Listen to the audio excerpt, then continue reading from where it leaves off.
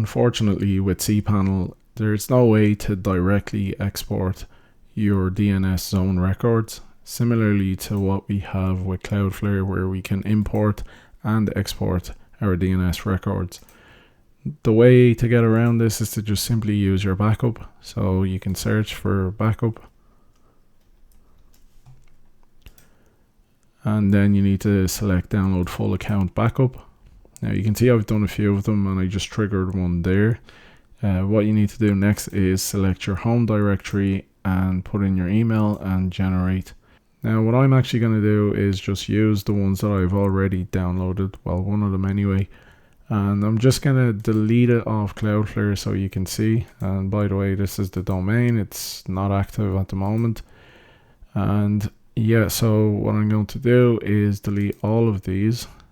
This is a new feature, by the way, because I actually was going to develop something that helps you use the API to achieve this. But anyway, we'll just type in delete and delete all the records. And then if we refresh the domain a couple of times, it might take a few seconds or minutes just because of caching and all that stuff. So you could turn off the cache.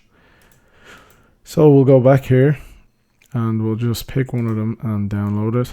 So we'll take the latest one. Now I've already downloaded it, so we'll just go into the folder. So in my case here, I can simply double click to view inside of it. Now I'm not actually going to extract this because I only need one file. There's no point in going all the way in. Now if you need multiple zones, then of course you can just drag them as well. But you can see here there is DNS, and we'll just go into this and there's the domain and we just drag it out. And as you can see, I've already done so. To be honest, I'll do it again just to show you how much quicker it is to just do it this way. So we'll drag that out again and we'll just replace it. And then we'll head over to Cloudflare. We'll just check the domain again. It should stop working by now. Yeah. And what we want to do is click on import.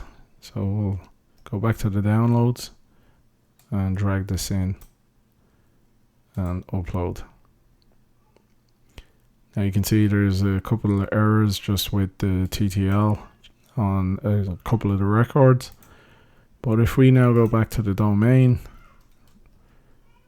and again it takes a couple of seconds, so we might need to open a new tab. As you can see, domain is back up and running again. So yeah, it's fairly straightforward. The only problem is just that if you do have a big account backup, it'll take a while to download, and also if you want to even get into it and extract this, so do keep that in mind. But yeah, that's pretty much it. Hopefully in future we'll get an easier way to just extract the DNS records. But if this helped you out, don't forget to leave a like. And of course, if you have any questions at all, do leave a comment down in the comment section. Thanks for watching, and I'll see you in the next one.